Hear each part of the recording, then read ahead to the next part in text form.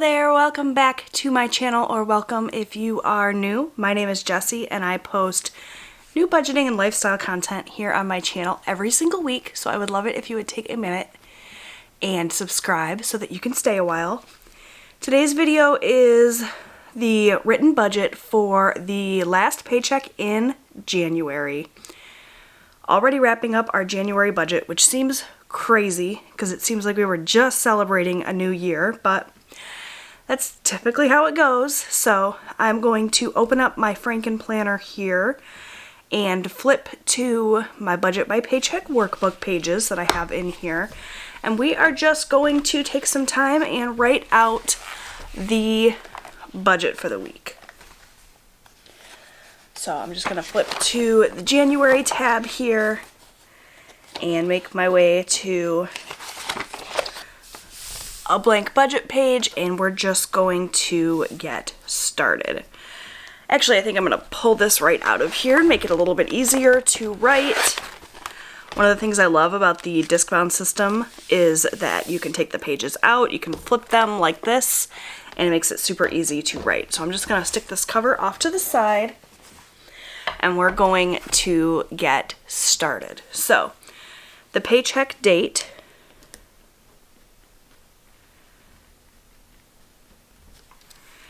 is what? January 26th.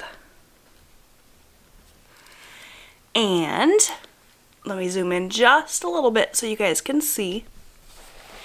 And we're going to get started. So this is paycheck number 4. I don't talk about my husband's income here on this channel. He does not want me to share that, and so I don't. So we're not going to write in any income. We're going to just skip straight into the budget portion. So under this bills category, I write out all of my bills that are due during this pay period, as well as anything else that I am paying using my checking account. I use cash for a lot of areas of my budget, but there's some things you just can't use cash for. So anything that gets paid with my debit card or through my checking account gets listed here under bills. That includes my groceries because I use the Walmart pickup service for groceries. I do have a link down below that you can use to take $10 off your first grocery pickup order of $50 or more. If you've never tried the Walmart pickup, I highly recommend it. It makes it really easy to stick to your budget. You can just go in and add things to your cart until you reach, your budgeted amount. And if you go over, you can just take things out until you hit your budget right on. So I definitely recommend the pickup service for that. For this week, I'm going to budget $75. We are still doing the January Pantry Challenge, where I have challenged myself to primarily use what we have on hand and try to make my meal plans around what I have in my pantry and my freezer.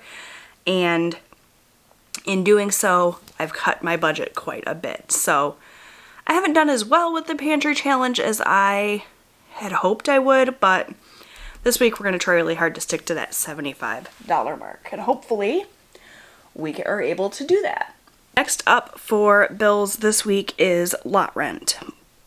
My husband and I own our home. It is a mobile home, but it is in a mobile home community, so we rent the lot that it sits on. So we paid off our home last spring. That was a really huge milestone for us, but we are still, unfortunately, having to pay lot rent. And for lot rent, I'm going to budget $527. In addition to lot rent, we also pay water on the first of the month, and I always budget $50 a month for that. Doesn't typically come in any higher than that. Hopefully that will be the case again for this month. Next up, I have cable. So this is for cable internet as well as cable TV. We don't really watch the cable TV, but we were able to sign up for a package through our mobile home community that gave us both cable internet and cable TV for less than we were paying for just the internet. So we of course jumped on that deal. And for that, I'm budgeting $65. We were paying $69.99 for just internet, and this cable comes in just under $65 for both the high-speed internet and the cable, so it's a good deal.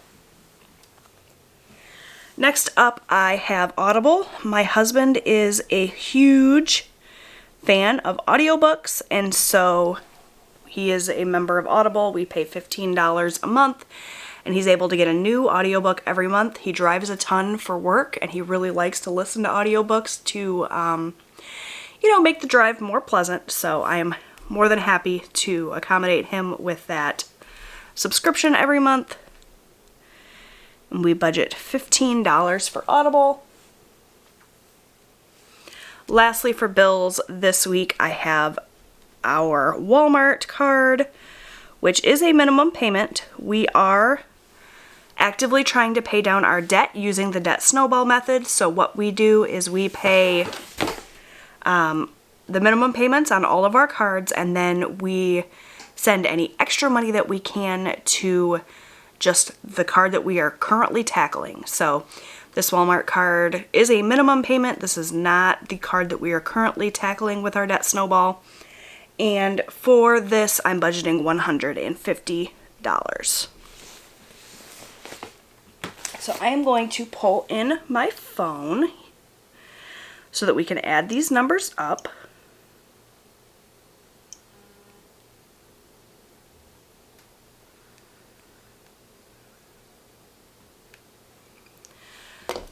Okay, so we have 75 plus 527 plus 50 plus 65 plus 15 plus 150 for a total of $882 for this bills category. Alright, so that takes care of bills. Now we're going to move down here to cash envelopes. So as I mentioned, we do a lot of our budgeting in cash. We just like it that way. It's easy to keep track of what we have spent. If we look in our wallet and we see that we had $20 and now that $20 is gone, then we know that we're done spending in that area. It just makes more sense to me than checking my checking account every day and trying to do the math and figure out what has cleared and what hasn't cleared. It's not the easiest time to use cash with everything going on in the world, but we've been able to make it work.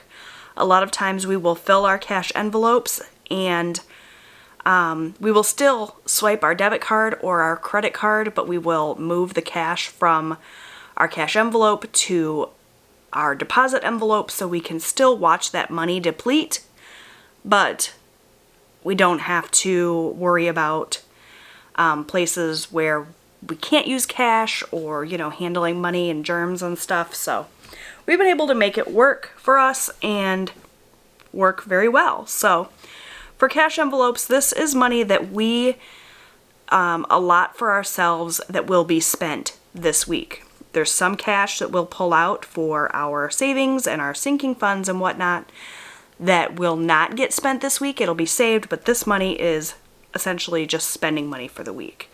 And we do that and separate it into a few different categories. So first we have my husband's spending, and we budget $40 a week for him.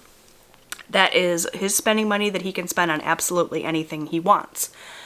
He can take himself out for coffee, or he can buy himself a sweater, or he can take it and, you know, give it away if that's what he wants to do. I don't really ask him what he spends his money on. That's kind of the point. I don't have to keep track of his spending this way. I just give him his $40 at the start of the week, and that is what he can spend throughout the week, and I don't have to worry about chasing him down to ask him, you know, what is this $5 you spent here or there? I just allot that $40 and he can spend it as he sees fit. And then I also get spending money, much the same, $40. Same thing. He doesn't have to worry about what I'm spending. I just stick that $40 in my wallet, spend it as I see fit, and when it's gone, and I'm done spending in that category. Next up, I have Austin, who is my 13-year-old son. This is essentially his allowance that he earns for, you know, his own spending money, and for that we budget $20. Next up, I have eating out. We are on a debt-free journey, but we are not gazelle intense, as Dave Ramsey would say. We want to pay down our debt. That is our biggest goal, but we also want to be able to enjoy life and not be miserable for the next 2 years while we do it. So we budget a little bit every week so that we can eat out. I can, you know, get a little bit of a break from cooking every day, and it works out really great for us. We recently lowered this budget. We were doing $40 a week, and I just decided that was too much, so we now are budgeting $25 a week, and that's been working out well for us so far. All right. Next up, I have gasoline. This is obviously to put gas into our car. We drive a Subaru Forester, so it's very good on gas, and we budget, well, we have been up until this point budgeting $40 a week for that, but I was always at the end of every single week having money left over, and while that was fine because I was taking that money and paying it towards debt, we've recently started making some small adjustments to our budget, and we're going to try for the next couple of weeks budgeting $30 a week. Should still be more than enough to fill our tank every week should we need to, but hopefully not have a ton left over. We'll see.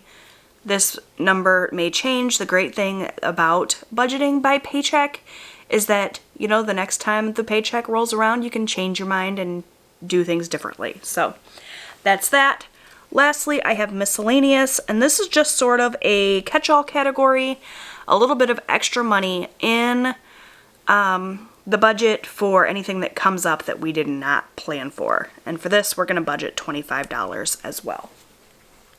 So all of this money will be pulled out in cash. I will be filming a cash envelope stuffing video that'll be up on my channel later this week. And at the end of this video, we're going to go through and figure out exactly how much cash I need to pull out of the bank. So stay tuned for that. All right, let's go ahead and add these numbers up because that is it for my cash envelopes. So we have 40 plus 40 plus 20 plus 25 plus 30 plus 25 for a total of 180. All right, that's it. Now we are going to move over to our sinking funds. Now this is what I was talking about when I mentioned earlier that we do pull money out in cash for savings. So if you're not familiar with sinking funds, they are essentially little mini savings accounts. You don't have to do them in cash. A lot of people open up a separate bank account or a savings account to keep their sinking funds in. But the idea behind sinking funds is that you save a small amount of money throughout the year for various things that you know are coming up. I always like to use Christmas as an example because it's really easy. Christmas happens every year. It happens on the same day every year. So you know that on December 25th, if you celebrate Christmas, of course, you're going to want to, you know, give gifts to your family. You have various traditions and things that cost money. And so rather than waiting until December and swiping a credit card for all of those things, what I like to do is just set aside a little bit of money throughout the year, you know, $20, $25 at a time, and it slowly builds up. You hardly miss that money each week, but at the end of the year, you have a large sum of money that you can pay towards Christmas and not have to swipe a credit card. So we have, you know, over a dozen sinking funds at this point. We are saving for things like car maintenance. You know that eventually you're going to have to spend money to maintain your vehicle. Things like vacation, if we decided we wanted to take a vacation rather than having that huge sum of money put onto a credit card, we just save up a small amount of money here and there until we have enough to do that. So that's what sinking funds are. I don't know if that's the best explanation for them, but that is how I understand them. And sinking funds were the number one thing that we implemented when we started budgeting that have made a huge difference in our budget process and in our financial situation. So for sinking funds this week, let's talk about what I'm going to be saving.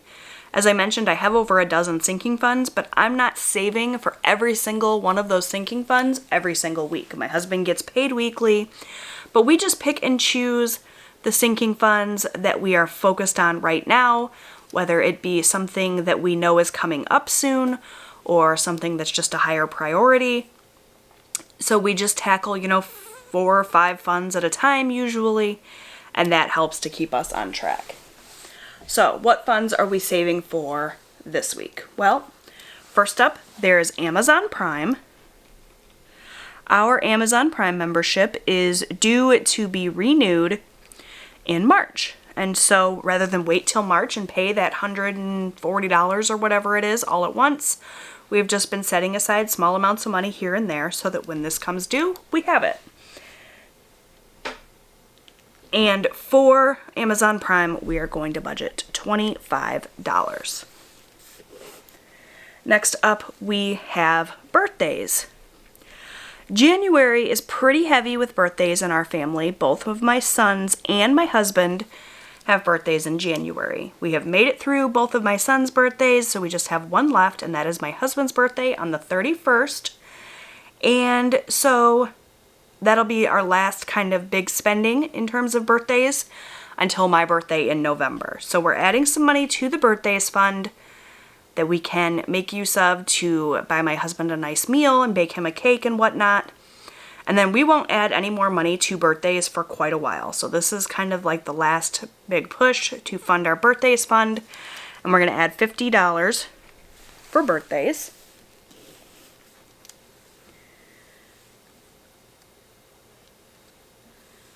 Next up, we have campground. So my husband and I own a camper and we keep it on a campsite that has an annual fee. It stays there during the winter as winter storage, and then it's also there obviously all spring and summer and fall. And during those times we spend practically every weekend at our camper camping and taking advantage of the amenities that the campground provides. It's about $1,400 a year. And so again, we just save little bits of money throughout the year so that when that comes due, we have it. We're going to set aside $50 for our campground fund this week. And lastly, we have our campground electric. So in addition to that campground fee, we also pay the electric bill there. And this is not something that happens every month. If it were something that happened every month, I would put it into my regular budget. But the way that they do it is they wait until the electric bill builds up to a certain amount and then they bill us. So sometimes it's, 2 months, sometimes it's 3 months. During the summer when we're there a lot, it's every month, but it's not consistent. And so that's why we have it as a sinking fund. And for our campground electric bill, we are going to put $25 aside. And that is it for our sinking funds this week. Like I said, we don't fill them all. We just focus on a few at a time, and that's what works for us. If you only have a few sinking funds and you want to add money to them every single pay period, you can. The great thing about personal finance is it's personal. Make it work for you. Okay, let's add these up. So we have 25 plus 50 plus 50 plus 25 for a total of $150 this week. Next up, we have extra debt, and this is that debt snowball we talked about. So when we first started paying down our debt, we were paying just an extra $50 towards the credit card that was lowest on our list. That's what we were able to kind of scrape together with our budget. And then as we have slowly over the course of the last year or two paid off credit cards, we've taken the minimum payments from those cards and we've added them to our debt snowball. We like to make progress on our debt payoff every single week, and so At this point in our debt-free journey, we have built it up so that we pay a total of $173 every single week to the card that we are currently working on. We are right now trying to pay off a Discover card. We're about halfway there. I just posted a Debt Snowball update earlier this week, so if you missed that, you can see our progress on paying off that Discover card if you just click the little card above. But yeah, we like to make progress towards our debt every week. It's been working out great for us, so we're just going to budget $173 for our debt this week. And lastly, we have extra savings. So I have been participating in a couple of fun savings challenges throughout 2021 so far, and it's just a fun way to save a little bit of money and, you know, have that extra savings. So I have been doing a 52-week savings challenge as well as a Savopoly challenge. And so that is what we are going to do right now. I'm going to flip to those challenges here in my Franken planner. I have a little tab here, the back of my planner, where I keep all of my charts and things. So I'm just going to flip to that chart. Here is Savopoly, and we're going to figure out how much money we are going to save for Savopoly and the 52-week savings challenge this week. So this is Savopoly. It's a fun savings challenge printable that I found on mothermeandI.com. And the concept is pretty simple. It's just like Monopoly, only when you roll your dice and you go around the board, the property that you land on correlates with how much money you save that week. So the last time that we did this, I landed on this square right here. I just marked it with the date so that I could remember that. So last week I saved $19, and rather than pull out a pair of dice, which I obviously could do, I like to just use an app on my phone called Dice Roller to figure out how many spaces I'm going to move. So I have it here. We're going to roll 2 dice, click play, and then I just tap to roll the dice, and we are going to move 5 spaces today. So I started out here, and we're going to go 5 spaces. 1, 2, 3, 4, 5. And so today we are going to save $21. And today is January 26th, so I'm just going to write that in there so I can hold my space for next time. And I'm going to write up in this little box here that I'm saving $21 this week, which is great. So that is Savopoly for the week. And next I'm going to flip to the 52-week savings tracker. I found this on hasslefreesavings.com. It was a free printable, and for the 52-week savings challenge, I just choose one of these squares to save that amount of money, and I just color it in every week. So depending on how much I saved for Savopoly, that kind of informs what number I choose on the 52-week savings tracker. Doesn't really matter how much I save as long as I color in a different square every single week. Then by the end of the year I will have saved $1,000, which is exciting. So we saved $21 from Savopoly. So let's see what we want to save for the 52-week savings challenge.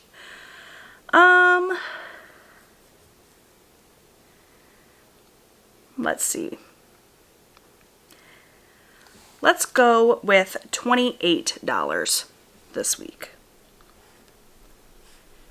So I just color in that square, and that is the amount of money that I will save this week.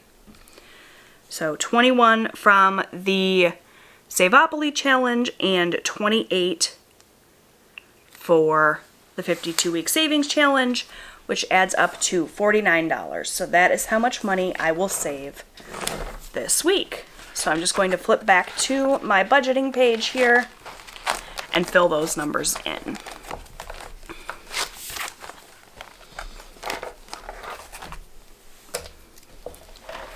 So for Savopoly, we landed on 21. And for the 52-week savings challenge, we chose 28 for a total of $49 this week. All right, so that is a look at my budget in its entirety, but we are not quite done yet. I still want to go through and figure out how much cash I need to pull out from the bank so that I can stuff my cash envelopes, which will be a separate video. I've decided to keep my budget and my cash envelope videos separate. I was combining them for a while, but it's a lot easier with my schedule and my filming routine to do them as separate videos, so that's what I'm going to do from now on. So, how do I figure out how much cash I need to pull out from the bank? So I look at all of my cash categories, which are, for me, cash envelopes, sinking funds, and extra savings. And essentially, I add these all up, and that's how much money I need to pull from the bank. But I need to pull that amount of money from the bank in certain denominations. And so what I'm going to do is use this cash envelope breakdown page. I'm going to write down each of the cash categories and their amounts, and then I'm going to break them down by denomination. So what I'm going to do is off camera, I'm going to write in the categories and their amounts just to make this a little bit quicker. This video is getting long. And then we will do the cash breakdown together. So I will be right back.